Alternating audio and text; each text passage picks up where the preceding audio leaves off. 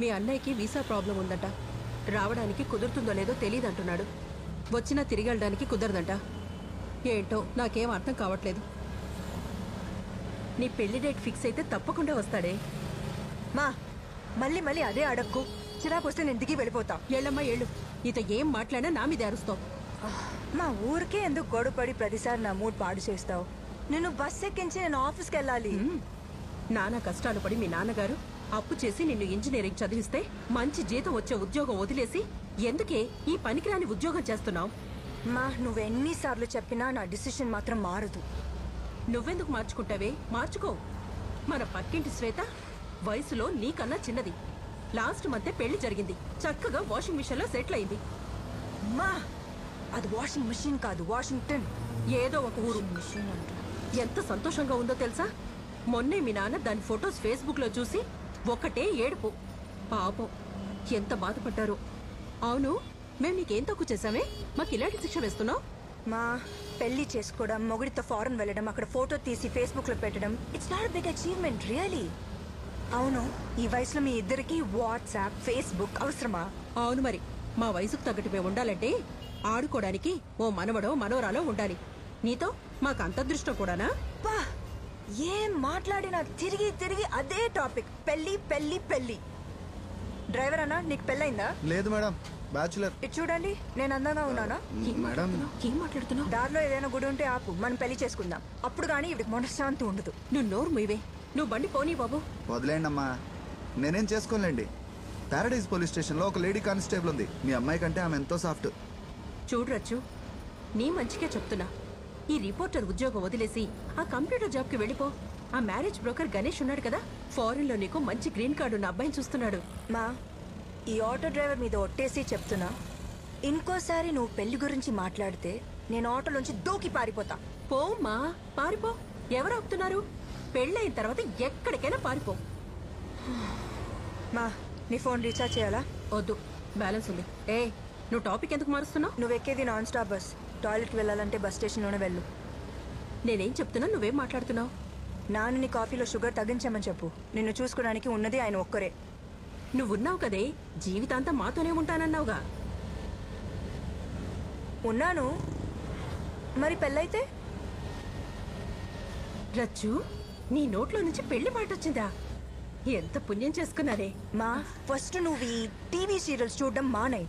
ఎంత డ్రామా చేస్తున్నావు నువ్వు. అయ్యయ్యో, బస్సు వెళ్ళిపోయిందో ఏంటో. మా ఊరికే టెన్షన్ పడకు. చూడు, ఆ మొబైల్ అక్కడే వదిలేసావు. నాకు తెలుసు. ఒకసారి మళ్ళీ చెక్ చేయవే, ఏమైనా మర్చిపోయావేమో. తెచ్చిందే 2 బ్యాగ్స్. మా ఎంతైంది? 70 రూపీస్ అయింది మేడం. 100 ఇవ్వండి. ఎందుకు ఇవ్వాలి? లగేజ్ ఉందిగా మేడం, పైగా పోయేటప్పుడు ఖాళీగా పోవాలా? నేను ఎత్తి మీద పెట్టుకొచ్చావా? 30 రూపీసే అడిగింది. కట్నం ఏమన్నా అడిగానే ఉంది. లాగి కొట్టానంటే కొడతారు కొడతారు. వాడితో ఎందుకు గొడవ పడుతున్నావు? చూడు బాబు, నేను 70 రూపీస్ పేటిఎం చేశాను, చూసుకో. వెళ్ళమ్మా, ఆ 30 రూపాయలతో పెద్ద జ్యోతిష్కుని కలిసి మీ అమ్మాయికి జాతకం చూపించు. వెళ్ళవయ్యా. ఏవే, నీకు మగాళ్ళతో ఏమైనా ప్రాబ్లమా? ఎప్పుడు చూసినా గొడవ పడుతూ నువ్వు ఉంటావు. ఫస్ట్ వెళ్ళు.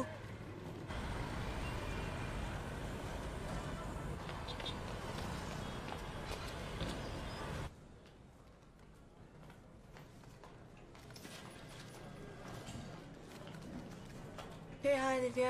హాయ్, ఏంటి అందరు ఇంటికి వెళ్ళిపోయే టైంకి వచ్చావు? మధ్యాహ్నం లాంగ్ లంచా? లంచ్ అస్సలు తినలేదు, ఆకలిస్తుంది. అవునా? బస్ ఎక్కించి వచ్చాను. ఏంటిది? Office annual party this Friday. నువ్వు వస్తున్నావు కదా?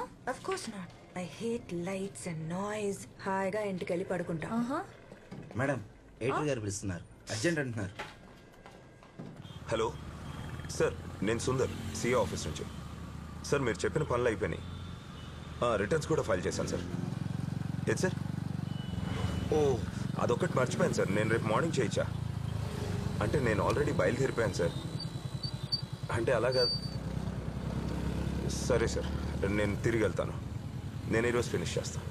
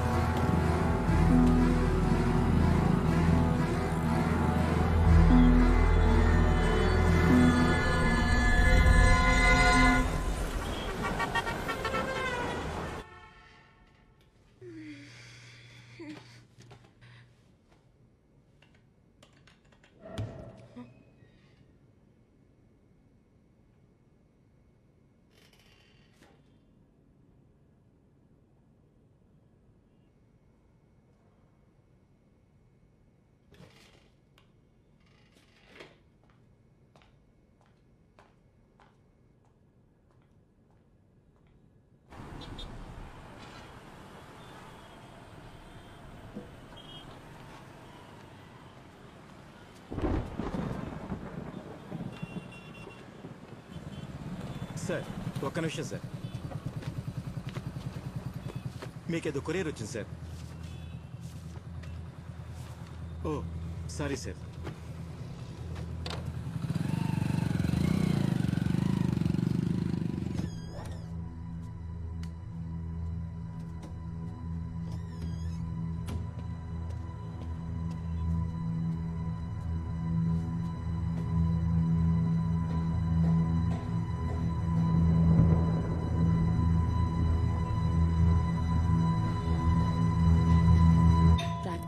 హే డాడీ వచ్చాడు. కార్తీ ఏయ్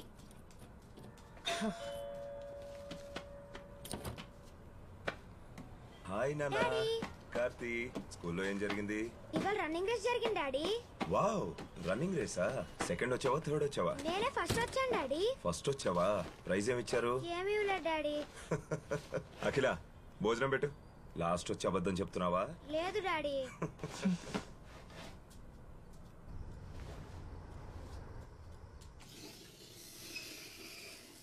కార్తీ స్లేట్ పక్కన పెట్టి ముందు తిను.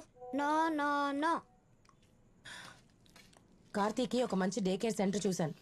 నెక్స్ట్ వీక్ జాయిన్ చేద్దాం. నీకోసారి చెప్తే అర్థం కదా. డే కేర్ వద్దు, ఏమవుతుంది. వీడిని డే కేర్ సెంటర్ లో జాయిన్ చేస్తే మీకేంటి ప్రాబ్లం? ఇంకెన్ని రోజులు ఇలా పనులు మానుకుని ఇంట్లో కూర్చోవాలి? సంపాదించడానికి నేనున్నాను, నువ్వేం కష్టపడక్కర్లేదు. కార్తీ పుట్టక ముందు నాకు ఒక కెరియర్ ఉండేది. ఇప్పుడు అవన్నీ మానేసుకుని ఇంట్లో కూర్చోవడం నా వల్ల కాదు. అంతగా కావాలంటే మీరు మీ పని మానేసుకుని ఇంట్లో కూర్చుని మీ కొడుకుని చూసుకోండి, అప్పుడు బాగుంటుంది. నేను ఆల్రెడీ టెన్షన్ లో ఉన్నాను. కొంచెం ప్రశాంతంగా తినేస్తావా? కెరీరే ముఖ్యం అనుకుంటే పెళ్ళెందుకు చేసుకున్నావు, పిల్లాన్ని ఎందుకు కన్నావు? అది కాదండి, నేను చెప్పేది ఒక్కసారి హే కార్తీ, నీ ఫ్రెండ్ అన్నా? అవును. పేరెంట్స్ తో కలిసి టూర్ కి వెళ్ళాడు కదా, ఫేస్బుక్ లో ఫొటోస్ పెట్టాడు. రేయ్, మనం వెళ్దామా? నవ్వింది చాలు, పద. అమ్మా పద. డాడీ ఏయ్. చూడు డాడీ. అఖిల,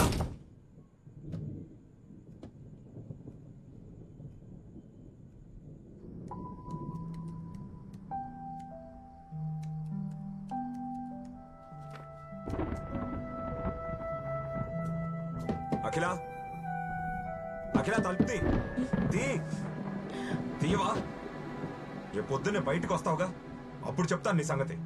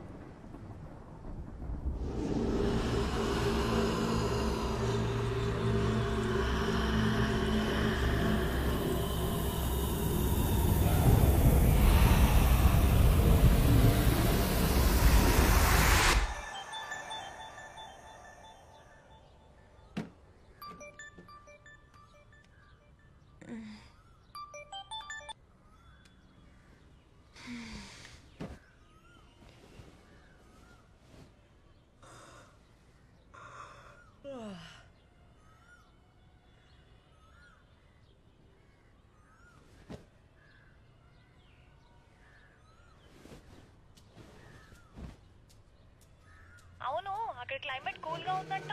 నువ్వేమో ఒక్కదానివే ఉన్నావు. ఏంటే, ఫుల్ ఎంజాయ్ చేస్తున్నావా?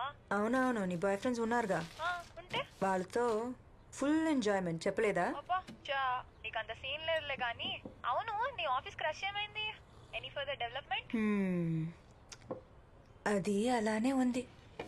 నాతో మాట్లాడడానికే భయపడుతున్నాడు. క్రైమ్ రిపోర్టర్గా ఏం పని చేస్తాడో ఏంటో. సరే, నువ్వు పని చేయి. మళ్ళీ ఇంకో పనా? అబ్బా చెప్పేది పూర్తిగా విను.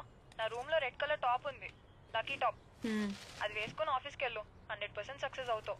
సక్సెస్ ఎలా? సింపుల్ గా చెప్పనా, కొంచెం స్లిప్ అయ్యావనుకో చేతిలో పిల్లలే. హలో రచన, ఏంటి సైలెంట్ అయిపోయావు? అబ్బాయో అమ్మాయో పుడితే ఏం పేరు పెట్టాలో ఆలోచిస్తున్నా. నాకే సిగ్గులేదు అనుకుంటే నీకు అస్సలు లేదు. సరే ట్రై చేసి చెప్తా. హే ఫోన్ చేసి అప్డేట్ చేయి. Okay bye. రూమ్ క్లీన్ చేయడం మర్చిపోకు. బాయ్.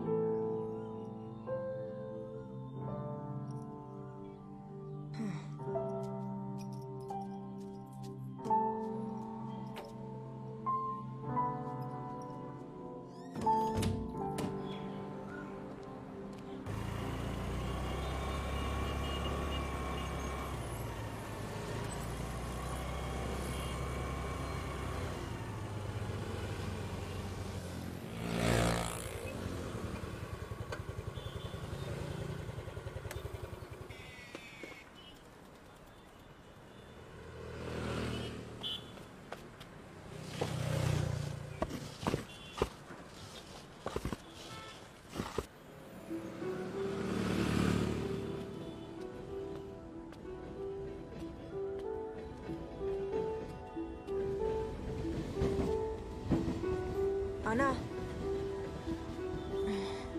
అన్నా, ఇవాళ ఏమైనా ఉందా?